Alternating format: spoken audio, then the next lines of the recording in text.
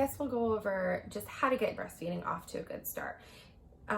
Once you deliver your baby, the first thing you want to do is skin to skin. So you want to open up your gown, put the baby under your gown, skin to skin, and do that as often as you can, because that really does help your hormones, and it helps decrease the progesterone levels, which is a hormone that blocks prolactin milk production.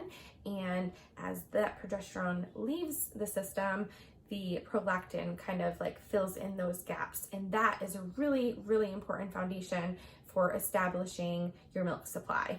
So it's kind of like a locking key. So once that first progesterone key is pulled out, that prolactin key kind of fits into that hole. And if you don't fit that prolactin key into that hole is just kind of going to close off. So the sooner you can get that off to a good start, the better your milk supply is going to be long term. If you're not able to, then as soon as you are able to, it's in the best interest for you and the baby. If you're not able to do the skin to skin, dad or your partner or a grandparent, a friend, whoever your support system is, to get that skin to skin going and off to a good start. So then your baby's gonna go through, like, obviously a couple stages right after birth. There's like 9 different stages where they start their birth cry and they kind of just like hang out on your chest and relax for a little bit. Then you may notice that they're starting to open their eyes and look at you and kind of get more alert and awake. And then they start to kind of close their eyes again and take a little rest. And then you may notice that they're on your chest and their little feet are like kind of crawling up your stomach and kicking. That's the crawling phase. That also helps those hormones and the oxytocin release, which helps bear down on your uterus, which helps contract it back to its pre-pregnancy size. And it also can help decrease any bleeding and whatnot.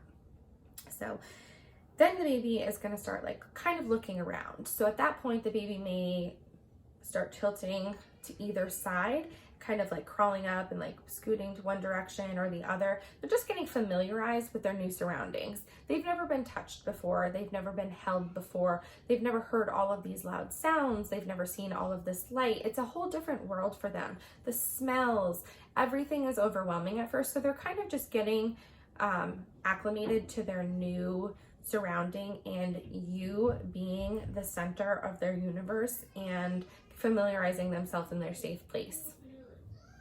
So after that, once they're familiar, then they're going to start moving to the sides, and then they'll probably try initiating a latch. And it may not be textbook, it may not be the best picture perfect latch, but you want to make sure it's not painful for you and not causing any damage.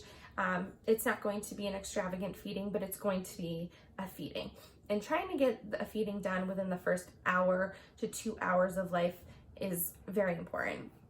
And then after they start suckling and licking the nipple and whatnot, they're kind of just gonna zonk out for a little bit. The experience that they just went through was very overwhelming for them, and they're going to need to kind of revamp up.